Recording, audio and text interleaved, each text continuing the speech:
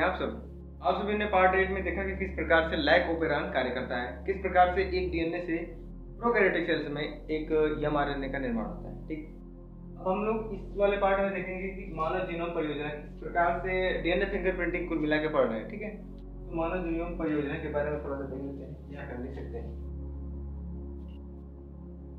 कि सन 1990 में मानव अभी आप लोग सोच रहे हैं जीनोम क्या है। मानव जीनोम में उपस्थित सभी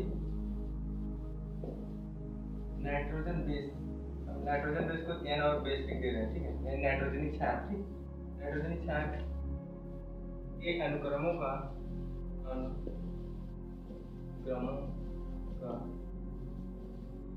पता लगाने के लिए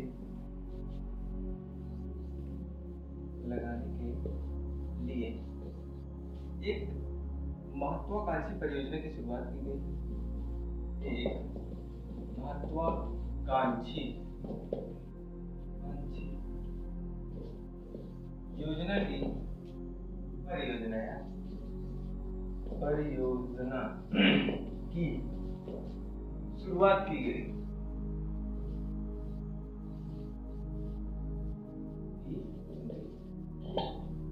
तो इसमें कुछ हुआ नहीं कि 1990 में सभी वैज्ञानिकों ने मिला और मिलने के पश्चात क्या हुआ कि मनुष्य में जो जीनोम उपस्थित होता है उसमें सभी जितने भी नाइट्रोजन बेस के अनुक्रम है उनको पता लगाना ही एक योजना की शुरुआत माना गया। ठीक, अब आप लोग सोच रहे हैं जीनोम क्या होता है।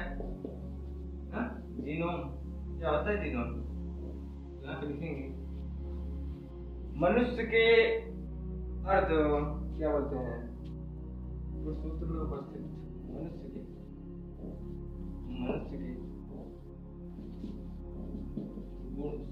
सूत्र में उपस्थित आधे भाग को यानी कि 23 को जीनोम आधे भाग को या अगुणित संख्या को क्या कहते हैं? जीनोम। ठीक है, तो जीनोम किसे कहते हैं समझ में आया? जैसे मान लीजिए अगर एक मनुष्य है, नर है, इसमें कितना होता है? 23 जोड़ी होता है, अर्थात जोड़ी का मतलब जाहिर सी बात है 46। अब 46 का आधा कितना होता है? तो इसका बटा 2 कर देंगे, यानी कि कुल मिला के 23। इसी 23 को क्या कहते हैं? एक नर होता है, उसमें 23 जोड़ी क्या होते हैं?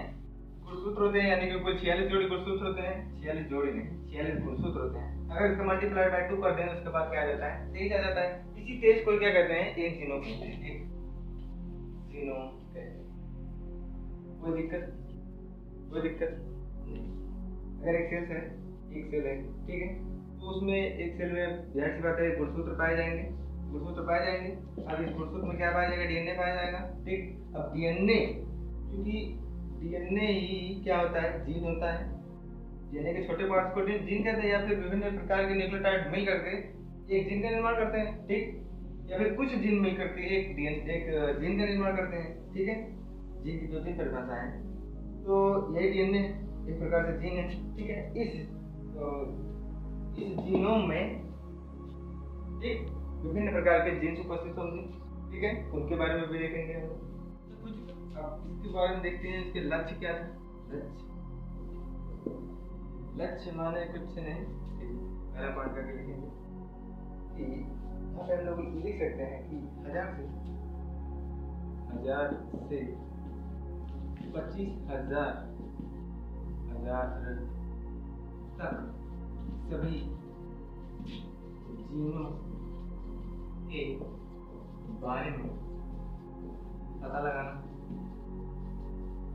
ठीक, यहाँ तक क्लियर?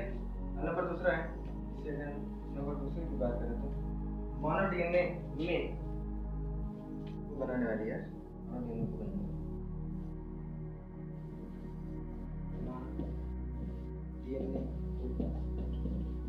बनाने वाली सभी नाइट्रोजन बेस अनुक्रमों का पता लगाना। अनुक्रम का पता लगाना, ठीक। और नंबर 3 वाला पॉइंट है कि उपरोक्त जानकारी को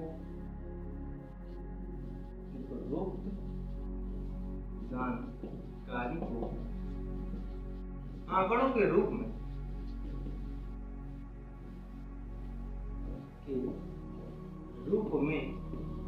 क्या करना, संग्रहित करना, ठीक है। लक्ष्य सिर्फ इतना ही था बस, 3 से 1000 से जो 25,000 तक जितने भी प्रकार के हमारे शरीर में जीन होते हैं उनके बारे में पता लगाना था, ठीक। नंबर 2 क्या था, मानव डीएनए को बनाने वाले, हमने बताया कि मानव डीएनए को कौन बनाता है, एक पेंटोस शुगर, फॉस्फेट समूह और एक नाइट्रोजन बेस मिलकर एक न्यूक्लियोटाइड का निर्माण करते हैं। अब यही क्या करते हैं, एक डीएनए का निर्माण करते हैं, ठीक है। यहाँ पर भी नाइट्रोजन बेस, पेंटोस शुगर और फॉस्फेट समूह जुड़ करके उसी न्यूक्लियोटाइड आपस जुड़ करके एक बड़ी सी श्रृंखला का निर्माण करते थे, ठीक है। तो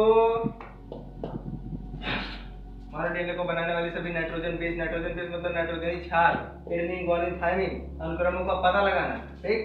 नंबर 3 का उपरोक्त जानकारी को, पूरी वाली उपरोक्त जानकारी को आंकड़ों के रूप में संग्रहित करना, ठीक। यहाँ तक आइए, आगे चलते हैं, आगे देखते हैं विशेषता के बारे में। लक्ष्य तक हो चुका है, ठीक। आइए विशेषता के बारे में थोड़ा सा देख लेते हैं। नंबर 1 पे है, मानव जीनोम में 31 यानी 3164.7 करोड़ नाइट्रोजन बेस पाए जाते हैं। कोई कंफ्यूजन नहीं, एक नाइट्रोजन बेस का मतलब नाइट्रोजनी क्षार। नंबर 2 पॉइंट है, औसत प्रत्येक जीन में 3000 नाइट्रोजन बेस पाए जाते हैं।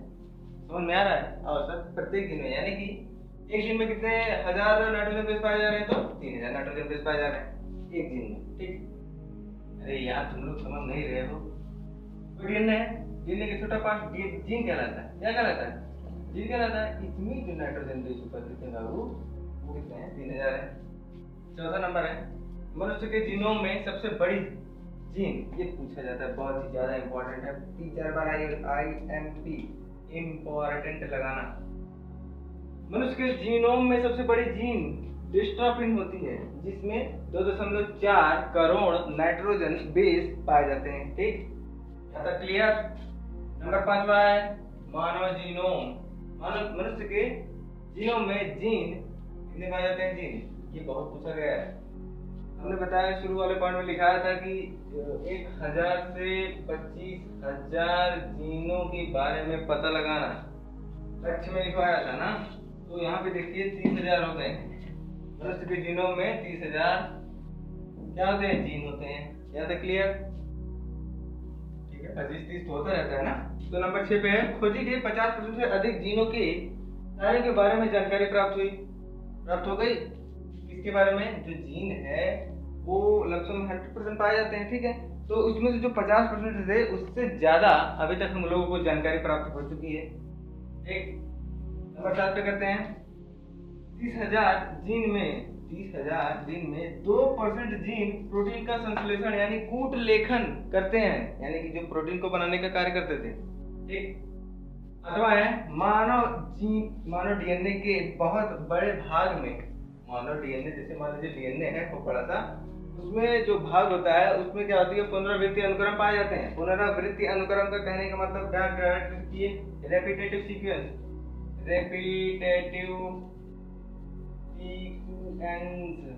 मतलब कि कोई अगर जैसे मान लो यार, एडेनिन, ग्वानिन, थायमिन, साइटोसिन, ठीक, ये चार होते हैं। फिर adenine, guanine, thymine, cytosine, adenine, guanine, thymine, cytosine, adenine, guanine, thymine, cytosine. ये देखिए 4 जो है ये बार-बार रिपीट हो रहे हैं, नहीं, इन्हीं को कहते हैं पुनरावृत्ति अनुक्रम। वही कह रहा है कि डीएनए का वह भाग, जहाँ जो डीएनए का बहुत बड़े भाग होते हैं उनमें पुनरावृत्ति अनुक्रम पाए जाते हैं, ठीक है, लगातार। डीएनए का वह भाग जहाँ पुनरावृत्ति अनुक्रम यानी रेपिटेटिव सीक्वेंस मिलते हैं उसे सैटेलाइट डीएनए कहते हैं। पॉइंट टू बी नोटेड, क्या कहते हैं, सैटेलाइट डीएनए कहते हैं। जहाँ पे पुनरावृत्ति अनुक्रम मिलते हैं उसको क्या कहते हैं, सैटेलाइट डीएनए कहते हैं। ये प्रोटीन, ये मतलब कि आगे चल के बहुत रोल अदा करेगा, देखिए ध्यान से, ठीक है। यहाँ पे देखिए 10वें नंबर पे है 99.99, 99.9% डीएनए सभी का समान होता है। किसी भी मनुष्य का जो होता है डीएनए वो 99.9% डीएनए सभी का समान होता है। इसमें पुनरावृत्ति अनुक्रम नहीं पाए जाते। एक इनमें पुनरावृत्ति अनुक्रम नहीं पाए जाते, जिन्हें बल्क जीनोमिक डीएनए कहा जाता है। इन्हें क्या कहा जाता है? ऐसे पूछेगा क्वेश्चन, एक नंबर पूछेगा कि बल्क जीनोमिक डीएनए क्या होते हैं, जिनमें डायरेक्टली बता देंगे कि जिनमें पुनरावृत्ति अनुक्रम नहीं पाए जाते। ठीक है, अब देखिए 0.1% असमान होता है। सिर्फ और सिर्फ 0.1% असमान होने के कारण ही हम डीएनए फिंगरप्रिंटिंग का प्रयोग करते हैं। इसी के द्वारा पता लगता है कि कौन सा डीएनए किसका है, इसी 0.1% डिफरेंट होने के कारण। ठीक, देखिए 0.1% असमान होते हैं। ठीक है, इन्हें सैटेलाइट डीएनए कहते हैं। देखिए यहाँ पे देखिए, इसी और इसे, यानी जिसमें पुनरावृत्ति अनुक्रम पाए जाते हैं उसको क्या कहते हैं? सैटेलाइट डीएनए कहते हैं। यहाँ पे देखिए सैटेलाइट डीएनए कहते हैं। क्या होता है? असमान होता है, इसमें पुनरावृत्ति अनुक्रम मिलते हैं, हमने दिखाया है। स्क्रीनशॉट लीजिए, आगे चलते हैं, आगे देखते हैं नया टॉपिक के बारे में। डीएनए फिंगरप्रिंटिंग आगे है क्या? ठीक है, डीएनए फिंगरप्रिंटिंग का उपयोग जैसे कि अपराधी है, ठीक है, 2-3 अपराधियों के ऊपर आपका शक है, ठीक है, आपको वो 2-3 अपराधियों के ऊपर शक है, तो आप उनका डीएनए फिंगरप्रिंटिंग करा के निश्चय कर सकते हैं कि खून किसने किया या फिर समझ रहे हैं आप लोग। तो डीएनए फिंगरप्रिंटिंग होती कुछ नहीं है, देख लीजिए। अभी हमने बताया कि जो डीएनए होता है, डीएनए, ठीक है, डीएनए होता है तो उसके 2 भाग होते हैं। एक अभी बताया, अभी जस्ट बताया। एक होता है बल्क डीएनए, इसमें पुनरावृत्ति अनुक्रम नहीं पाए जाते थे ना। और एक होता है क्या? सैटेलाइट डीएनए,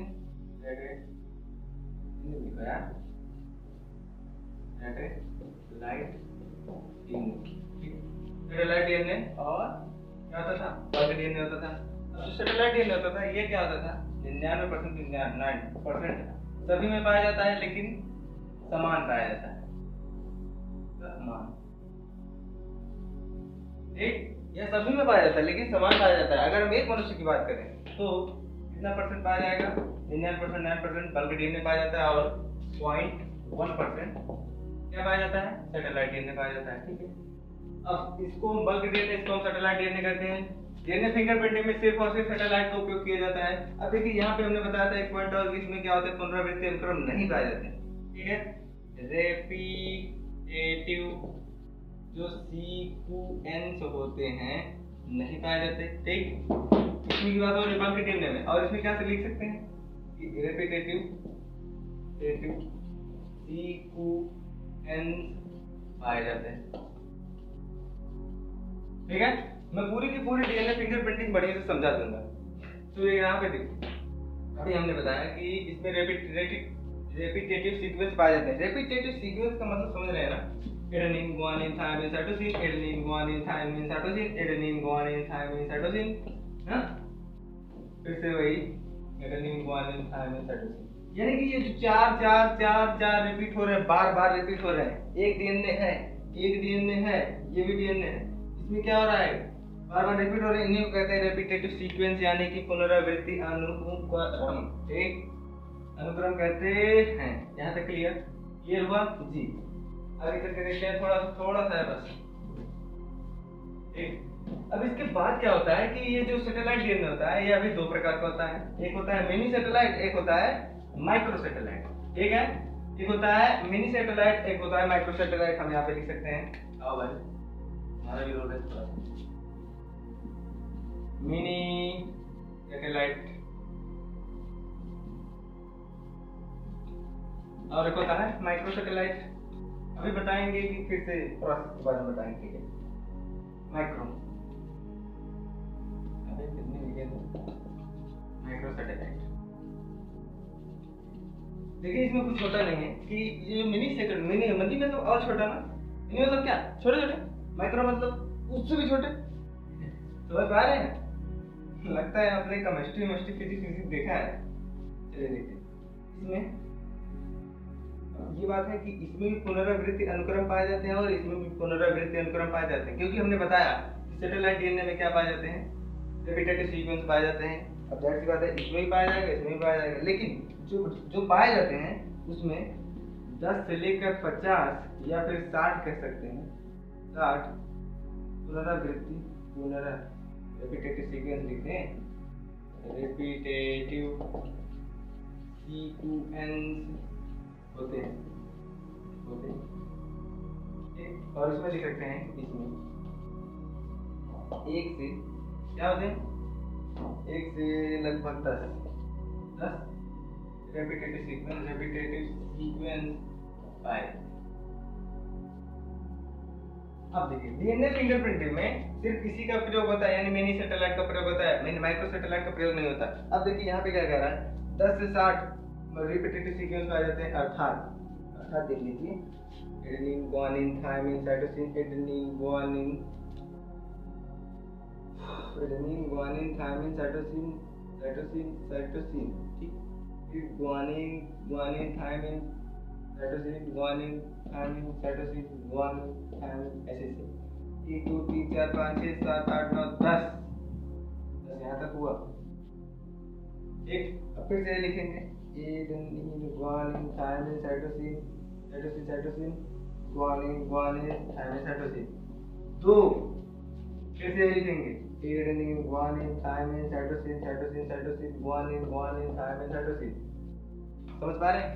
यानी कि 10 के जो नाइट्रोजन बेस हैं वो बार बार रिपीट हो रहे हैं, यानी कि 10 से लेकर 60, यानी कि 20 भी रिपीट हो सकते हैं, 20 और 30 भी रिपीट हो सकते हैं, और 40 भी रिपीट हो सकते हैं, 40 से 40 एक, और 50 से 50 रिपीट हो सकते हैं। यानी कि एडेनिन, गुआनिन, थायमिन ऐसे जोड़ जाइए 50 तक, फिर से देखेंगे ना, फिर से वही क्रम मिलेंगे।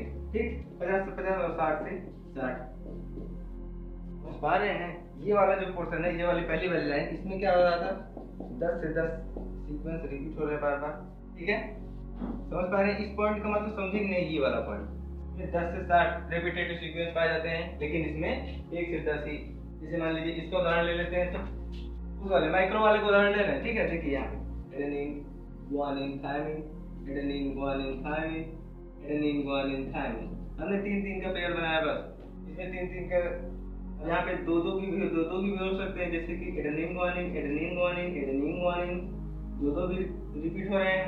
अब हम कुछ 9 वाला ले लेते हैं, 9 का भी ऐसे ले लेंगे, 9 रिपीट होंगे, 10 रिपीट होंगे, तो देखिए 10 के बाद नहीं होंगे। अगर 10 के बाद रिपीट हो रहे हैं तो मिनी सैटेलाइट, अगर 10 से पहले हो रहे हैं तो माइक्रो सैटेलाइट।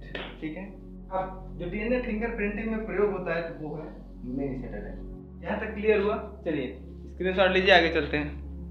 देखिए बढ़िया से, अब देखिए क्या होता है, क्या है कि इस सैटेलाइट वाले डीएनए को हम ले रहे हैं। ठीक है, इस वाले डीएनए को अभी नहीं ले रहे हैं। ठीक, 2 डीएनए थे ना, एक बल्क डीएनए, सैटेलाइट डीएनए। ठीक, अब हम सैटेलाइट डीएनए को ले रहे हैं, ये वाला काम में करता है, यानी काम करने में हेल्प करता है, काम करने में ये बल्क डीएनए हेल्प करता है, ये निकम्मा होता है। क्या होता है? निकम्मा। ठीक, इसको निकम्मा भी कह सकते हैं, कुछ काम नहीं करता सदा। ठीक है, तो घाटे करवाता है एक प्रकार से, अगर कहीं अपराध कर देते हैं तो इसी के द्वारा पकड़ उठते हैं। ठीक, तो अभी हम थोड़ा सा सीक्वेंस देखने जा रहे हैं, इस सैटेलाइट डीएनए का या फिर मिनी सैटेलाइट डीएनए का चित्र बनाने जा रहे हैं। इस प्रकार से होता है।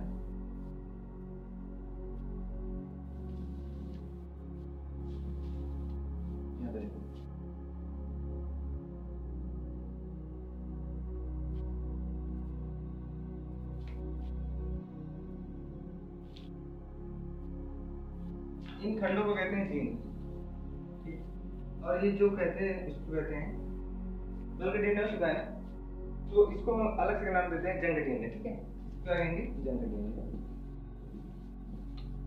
ठीक, ये भी जीन, ये भी बल्क डीएनए, जंग डीएनए। ये किसका चित्र है? ये वाला पोर्शन किसका चित्र है? क्या है? हम इसका बना रहे हैं। ठीक है, और किसी का मत समझिएगा। ये भी जीन, ये भी जंग, ये भी जंग, ये भी। अब क्या होता क्या है कि हमने बताया कि 99% सभी में समान होता है, जो 1% होता है इसको सैटेलाइट डीएनए कहते हैं। ये भी 2 प्रकार का होता है, एक मिनी होता है, एक माइक्रो होता है। माइक्रो में 1 से 10 संख्या जोड़ी, मतलब क्या हम देखें कुछ जो जंग डीएनए है, जंग डीएनए में ही रिपीटेड सीक्वेंस पाए जाते हैं, रेपिटेटिव सीक्वेंस यानी पुनरावृत्ति क्रम पाए जाते हैं। जैसे यहाँ पे देखिए हम कितने का अनुक्रम बना ले, 11 बना ले। चलिए 11 बना ले, एडेनिन, गुआनिन, थायमिन, साइटोसिन, जैसे adenine, guanine, thymine, cytosine, cytosine, guanine, ऐसे भी 1 2 3 4 5 6 7 8 9 10 एक और ले लेते हैं, यहाँ पे गुआनिन ले लेते हैं। ठीक, अब यही सीक्वेंस यहाँ पे पाए जाएंगे। ठीक है, यहाँ पे देखिए कैसे भाई, guanine, adenine, guanine, thymine, cytosine, जैसे adenine, guanine, thymine, cytosine, cytosine, cytosine, guanine. ठीक है, साइटोसिन नहीं, तो ये भी 11 था, ये भी 11, ऐसे ऐसे ऐसे ऐसे पुनरावृत्ति अनुक्रम पाए जाते हैं। किसमें? मिनी सैटेलाइट में। क्योंकि हम इसी के बारे में स्पेशली रूप से ध्यान क्यों दे रहे हैं? क्योंकि यही डीएनए फिंगरप्रिंटिंग में उपयोग होता है। ठीक है, तो आगे चलते हैं। देखिए एक पॉइंट और होता है कि इसको मिनी सैटेलाइट डीएनए को हम variable number tandem repeat VNTRS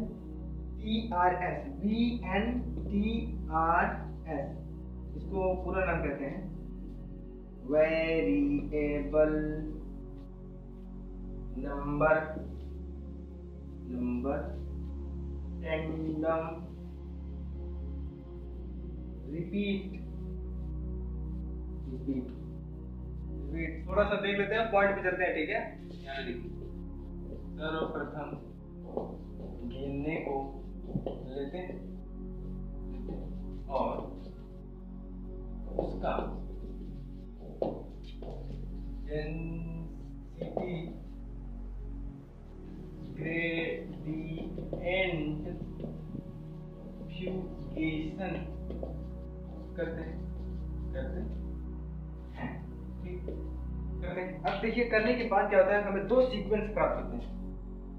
इसके बाद क्या होता है, 2 सीक्वेंस प्राप्त होते हैं, 2 डीएनए प्राप्त होते हैं। कौन कौन से? जैसे मान लो एक छोटा बना लेते हैं, एक बड़ा बना लेते हैं।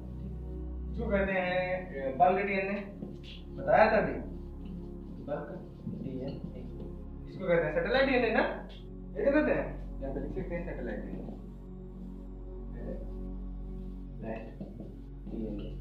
ठीक है, नंबर दूसरा क्या था, सैटेलाइट डीएनए।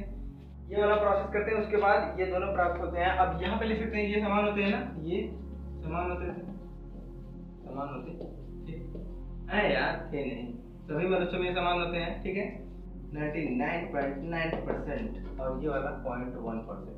ठीक है, हाँ समान होते हैं ये।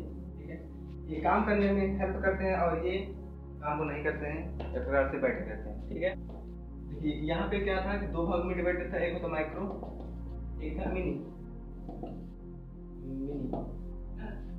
और एक माइक्रो था। ये क्या काम करता है, इसको कहते हैं नॉन कोडिंग डीएनए भी कहते हैं, और उसको कहते हैं कोडिंग डीएनए। ठीक, अब ये क्या काम करता था, इसको बोलते थे VNTRS, इसी को बोलते थे ना, और इसको बोलते थे STR, शॉर्ट टेंडम रिपीट, इसको ये बोलते थे। इसमें बताया था कि 1 से 10 रिपीट होते हैं। ठीक, और इसमें कितना था, 10 से लगभग 60 रिपीट होते थे। डीएनए फिंगरप्रिंटिंग में मिनी का प्रयोग किया जाता था, यहाँ तक हमने बताया दिया था। ठीक है, आप लोग इसे बढ़िया से लिख सकते हैं। ठीक है, अगर आपको याद है तो इसको हम निकम्मा डीएनए भी कहते हैं, निकम्मा कहते हैं, और इसको काम करता कहते हैं, ये काम करते हैं। ठीक है, तो बस थोड़ा समय और रह गया। देखिए सर्वप्रथम डीएनए को लेते हैं और उसका डेंसिटी ग्रेडिएंट फ्यूगेशन कर देते हैं। करने के बाद क्या होता है, तो डीएनए बढ़ जाता है। ठीक है, अब देखिए स्टेप फर्स्ट में क्या होता है, स्टेप 4 तक है, स्टेप 4 में पूरी तरीके से क्लियर हो जाएगा। स्टेप फर्स्ट में होता क्या है, कुछ नहीं होता है, जो डीएनए हमको प्राप्त हुआ है सैटेलाइट वाला, ठीक, उसको हम क्या करते हैं, रिस्ट्रिक्शन एंडोन्यूक्लियस क्या करते हैं, डाइजेशन करते हैं। किसके द्वारा, बाय रिस्ट्रिक्शन एंडोन्यूक्लियस नामक एंजाइम होता है। यह क्या काम करता है, रिस्ट्रिक्शन एंडोन्यूक्लियस नामक एंजाइम जो होता है वो डीएनए को काटने में नहीं, काटने में ही हेल्प करता है। और डीएनए लाइकेज एक एंजाइम है, डीएनए लाइकेज, ये क्या काम करता है, डीएनए को जोड़ने में हेल्प करता है, बहुत ही इंपॉर्टेंट। पूछेगा कि डीएनए को काटने वाला एंजाइम कौन सा है, तो रिस्ट्रिक्शन एंडोन्यूक्लियस, प्रतिबंधन बनता ऐसे कुछ है हिंदी में, लेकिन यहाँ पे डीएनए लाइगेज क्या काम करता है, जोड़ने का कार्य करता है, किसको, डीएनए को। ठीक है, यहाँ तक क्लियर हुआ। अब देखिए जो हमको ये वाला पोर्शन मिला है, दो भाग मिले डीएनए के, सैटेलाइट वाला भाग को हम स्पेशली रूप से लेते हैं और उसमें रिस्ट्रिक्शन एंडोन्यूक्लियोज नामक एंजाइम मिला देते हैं। लो भाई हमने लिया, उसमें रिस्ट्रिक्शन एंडोन्यूक्लियोज नामक एंजाइम डाल दिया यहाँ पे डीएनए। ठीक, अब क्या होगा, रिस्ट्रिक्शन एंडोन्यूक्लियोज के द्वारा डीएनए क्या होते हैं, कट जाते हैं धीरे धीरे, एक स्पेशली सीक्वेंस में कटते हैं। ठीक, स्पेशली सीक्वेंस में करते हैं, विशेष रूप से करते हैं, ऐसे लिख सकते हैं, विशेष रूप से सीक्वेंस में करते हैं, सीक्वेंस में करते हैं। मतलब कि यह एंजाइम वहीं पे काट देगा जहां पे इसको बताया गया है, एक प्रकार से ऐसे कह सकते हैं। ठीक है, तो ये हुआ रिस्ट्रिक्शन एंडोन्यूक्लियस। क्या हुआ, डीएनए को छोटे छोटे पार्टों में डिवाइडेड कर दिया। चलिए आगे चलते हैं। अब कुछ करते नहीं है, जेल इलेक्ट्रोफोरेसिस करा देते हैं। जेल इलेक्ट्रोफोरेसिस में एक वो होता है, एक जल होता है जिसको बोलते हैं एगरोस जेल। एगरोस जेल, अब ये क्या होता है यार, एगरोस जेल ही क्यों लेते हैं, तो देखिए इसमें कुछ होता नहीं है। लो भाई, हमने एक जेल इलेक्ट्रोफोरेसिस कराने के लिए इसको एक, यहाँ पे हम लिख देते हैं प्लस प्लस प्लस और यहाँ पे लिखते हैं माइनस माइनस माइनस, यानी कि एक बैटरी की तरह क्या है, प्लस है, एक रेड की तरह माइनस है। इसको बोलते हैं कैथोड, इसको बोलते हैं एनोड। ठीक, एनोड में माइनस होता है ना। आगे देखते हैं, जेल इलेक्ट्रोफोरेसिस कराने के लिए इस एगरोस जेल लेते हैं, एक प्याला लेते हैं, प्याले में क्या करते हैं, हाई वोल्टेज की बैटरी लगा देते हैं। लगा दो भाई, प्लस माइनस वाली बैटरी लगा दो। उसके बाद क्या होता है कि एक तरफ फ्रॉम, एक तरफ प्लस वन, ठीक, एक तरफ प्लस और एक तरफ माइनस। अब यहाँ पे क्या होगा कि हम लोग एगरोस जेल डाल देते हैं। लो भाई, हमने एगरोस जेल डाल दिया, इसमें हमने डाल दिया, प्याला है एक, ठीक है, डाल दिया। अब डालने के बाद क्या होगा, एगरोस जेल में ना छोटे छोटे पोर होते हैं, छिद्र होते हैं, जिसमें डीएनए तैर करके आगे जाते हैं। समझ पा रहे हैं, नहीं समझ पा रहे हैं? देखिए, अब एगरोस जेल डाल दिए, इसमें डालने के बाद ये छोटे छोटे जो डीएनए हैं, जो रिस्ट्रिक्शन एंडोन्यूक्लियस काटा है, उसके बाद इसको इसी एगरोस जेल में डाल देते हैं। चलो भाई, हमने डाल दिया है, डाल दिया तो कुछ इस प्रकार से करेंगे ना यार, ठीक है, डाल दिया, एक तरफ डालें, ठीक है। अब क्या करेंगे, हम लोग विद्युत धारा प्रवाहित करेंगे इसमें। लो भाई, हमने विद्युत धारा प्रवाहित कर दिया। चलो भाई, हमने स्विच को ऑन कर दिया। ऑन करने के बाद हम लोग देखते हैं कि जो एगरोस जेल में जो छोटे छोटे पोर हैं, जो छोटे छोटे छिद्र हैं, उसमें देखते हैं कुछ अच्छे से देखने को नहीं मिलता है, फिलहाल अभी नहीं देख पाते हैं, लेकिन वह प्रक्रिया होती है। तो उसमें देखने को ये मिलते हैं जो बड़े बड़े भोंदू टाइप के जो डीएनए थे, ठीक है, जो भोंदू टाइप के डीएनए थे, अर्थात यह कह सकते हैं जिसमें रेपिटेटिव सीक्वेंस बहुत बड़े बड़े थे, वो पीछे रह गए, और जिसमें जो छोटे छोटे सीक्वेंस थे वो आगे निकल गए। इस प्रकार से कर सकते हैं, ठीक है। कुछ इस प्रकार से हमको संरचना देखने को मिल गई, यहाँ पे हम लोग देख सकते हैं, ठीक, इस प्रकार से हमको देखने की संरचना मिली। यानी कि एक वाला जो गुणसूत्र है उसमें 1 2 3 4 5 6 हुए हैं, क्या है, रिपीटेटिव सीक्वेंस है, और इसमें भी वही है 1 2 3 4। एगरोस जेल डालने के बाद हमने विद्युत धारा प्रवाहित कर दिया। अब ये डीएनए क्या हो जाता है कि जो छोटे छोटे होते हैं डीएनए, वो पोर के माध्यम से बहुत तेजी के साथ आगे बढ़ते हैं, और जो भोंदू टाइप के होते हैं, जो बड़े बड़े होते हैं, वो वही रह जाते हैं या फिर थोड़ा भी दूर आगे जा पाते हैं, ठीक है। यहाँ तक मामला फिट हो तो आगे चलिए, ठीक है, यहाँ तक फिट है, कोई दिक्कत नहीं। अब पूछेगा कि जेल इलेक्ट्रोफोरेसिस में कौन सा जेल का इस्तेमाल करते हैं, तो एगरोस जेल। क्लियर, चलिए आगे चलते हैं। अगला प्रक्रिया है ब्लॉटिंग। ब्लॉटिंग में कुछ होता नहीं है, कुछ होता नहीं है। अब यही जो ढिकनवा है, इसको पलट लेते हैं। एक नाइट्रोसेलुलोज पेपर होता है, देखिए क्या होता है, इसको एक नाइट्रोसेलुलोज पेपर होता है। अभी हम आपको दिखाने के प्रयास करें तो चलिए, हमने ये ले लिया भाई, आपका एगरोस जेल वाला पोर्शन था, ठीक है। इसमें विभिन्न प्रकार के एगरोस जेल डाले थे और डीएनए भी डाले थे। उसके बाद एक तरफ प्लस एक तरफ माइनस कर दिए थे। अब जो प्लस वाले मतलब कि जो भोंदू टाइप के थे इस तरफ रह गए थे, उसके बाद जो छोटे छोटे थे आगे चले गए, ठीक है। आगे जाने के बाद हम लोगों ने देखा कि यह अभी दिख नहीं रहा है, तो इसको ऐसे ले करके एक एक दूसरा पेपर होता है, कुछ इस प्रकार से हम पेपर को ले लेते हैं। यहाँ पे एक पेपर है, मान लीजिए इसको ऐसे चिपका देते हैं। इसी को कहते हैं सदर्न ब्लॉटिंग प्रक्रिया। यानी कि इस एगरोस जेल को या फिर इस क्या एगरोस जेल को यानी कि जेल इलेक्ट्रोफोरेसिस के बाद इसकी छाप को एक नाइट्रोसेलुलोज पेपर पर लेने को ही क्या कहते हैं? सदर्न ब्लॉटिंग प्रक्रिया कहते हैं। यही है ब्लॉटिंग। ठीक है, अब देखिए हमने नाइट्रोसेलुलोज पेपर पे इसकी छाप ले ली। अब इसको कोई काम नहीं, हटाओ यार, फेंक दो। ठीक है, अब मेन काम इसका रह गया। कहीं जाने ना पाए भाई, कहीं जाने ना पाए। ठीक है, अब हमने नाइट्रोसेलुलोज पेपर पे इसकी छाप ले ली। ठीक है, इसकी पूरी की पूरी छाप ले ली। इस प्रक्रिया को कहते हैं सदर्न ब्लॉटिंग प्रक्रिया। क्या कहते हैं? बहुत ही इंपॉर्टेंट। छाप लेने को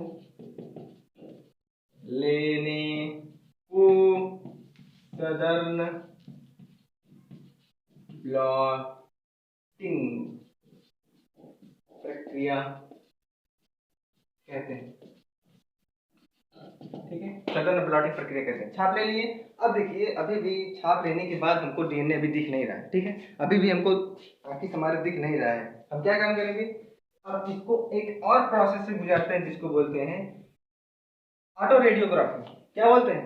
ऑटो रेडियोग्राफी। इसमें कुछ होता नहीं है। ठीक है, जो नाइट्रोसेलुलोज पेपर पे जो छाप है उसमें रेडियो एक्टिव प्रोब मिला देते हैं। अब ये रेडियो एक्टिव प्रोब क्या होते हैं यार? तो देखिए, हमने जो छपिया लिए, एक कागज था, नाइट्रोसेलुलोज पेपर था। अब उस पर एक छाप लिए थे, कुछ इस प्रकार से हमको छाप मिली थी भाई। ना भाई? हाँ भाई। ठीक है, कुछ इस प्रकार से हमको छाप मिली थी। अब इसको क्या किया, अभी हमको दिख नहीं रहा है। ठीक है, इसमें हम क्या मिला देते हैं? रेडियो एक्टिव प्रोब मिला देते हैं। अब ये रेडियो एक्टिव प्रोब क्या होते हैं? जैसे मान लो ये वाला डीएनए है, इसको हम थोड़ा सा बाहर निकाल के दिखा देते हैं। ये ऐसे कुछ है, इसमें मिला है एडेनिन, गुआनिन, थायमिन, साइटोसिन, कुछ इस प्रकार से सीक्वेंस। अब ये वाला डीएनए है, एडेनिन, गुआनिन और थायमिन। ठीक, कुछ इस प्रकार से। हम इस वाले की बात कर रहे हैं स्पेशली। तो जो प्रोब मिलाते हैं ना, तो वो प्रोब को क्या काम करता है? एडेनिन के साथ में क्या जुड़ता है? क्या जुड़ता है आप लोग बताइए? थायमिन जुड़ता है ना। और गुआनिन के साथ में साइटोसिन, थायमिन के साथ में एडेनिन, उसके बाद साइटोसिन के साथ में गुआनिन।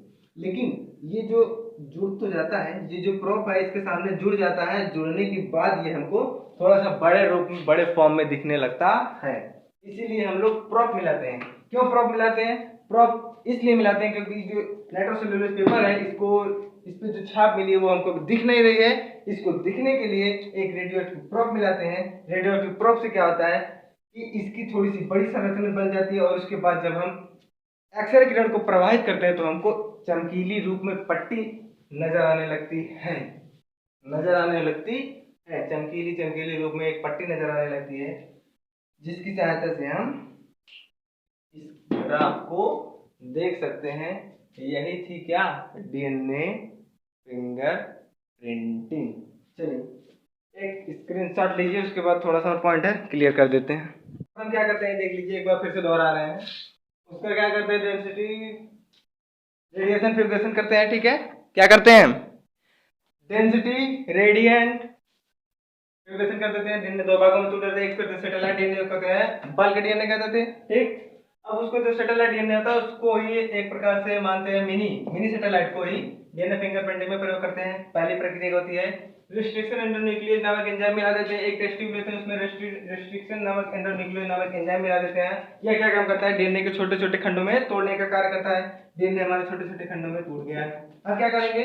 जेल इलेक्ट्रोफोरेसिस करा देते हैं। जेल इलेक्ट्रोफोरेसिस में कुछ होता नहीं, एक होता है डिब्बा में होता है, एक प्लस होता है, एक होता है माइनस।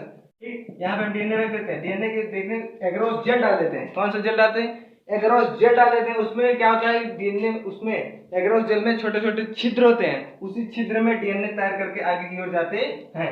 जो भोंदू टाइप के होते हैं वो तैर नहीं पाते हैं, उसी में ससक जाते हैं, और जो छोटे छोटे होते हैं वो आगे निकल जाते हैं। यहाँ तक क्लियर?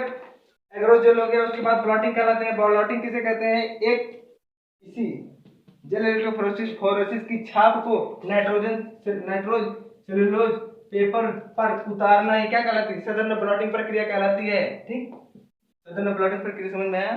इसी छाप को नाइट्रोसेलुलोज पेपर पर उतारना ही क्या कहलाती है? ब्लॉटिंग कहलाती है। उसके बाद यहाँ पे हम लोग लिख सकते हैं कि अटैच होना, यानी कि नाइट्रोजन सेलुलोज पेपर पर अटैच होना अटैच बोला, हाइब्रिडाइजेशन कहलाता है, हाइब्रिडाइजेशन कहलाता है। ठीक है, ये बहुत इंपॉर्टेंट है, कहलाता है। ठीक है, और क्या होता है कि इसे देख पाना, इसे देख पाना क्या कहलाता है? ऑटो रेडियोग्राफी कहलाता है। क्लियर? हाइब्रिडाइजेशन किसे कहते हैं? अटैच करना, छाप को लेना नाइट्रोसेल्यूलोज पेपर पर, नाइट्रोसेल्यूलोज पेपर पर छाप को लेना क्या कहलाता है? हाइब्रिडाइजेशन। और इसको देख पाना क्या कहलाता है? Auto radiography. ऑटो रेडियोग्राफी कुछ नहीं होता, जो छाप हमको मिली है, ये मान लीजिए नाइट्रोसेल्यूलोज पेपर है, इसमें हमको छाप मिली है कुछ, ये हमको छाप अभी दिख नहीं रही है। ठीक है, हमको इस छाप, ये वाली छाप हमको क्या कर रही है? दिख नहीं रही। इसमें एक प्रोब मिलाते हैं। प्रोब क्या होता है? रेडियोएक्टिव पदार्थ होता है। ये क्या काम करता है? जैसे मान लीजिए एडेनिन है, एडेनिन के साथ में थायमिन जुड़ जाता है, ये है प्रोब। ग्वानिन है, ग्वानिन के साथ में क्या जुड़ जाता है? साइटोसिन, साइटोसिन है तो ग्वानिन, फिर से थायमिन है तो एडेनिन। यही है प्रोब। जो दूसरा वाला आके जुड़ रहा है उसको कहते हैं प्रोब। अब ये क्या काम करता है? यह एक्सरे वाली किरण में चमकने का कार्य करता है, क्योंकि मैं रेडियोग्राफी है।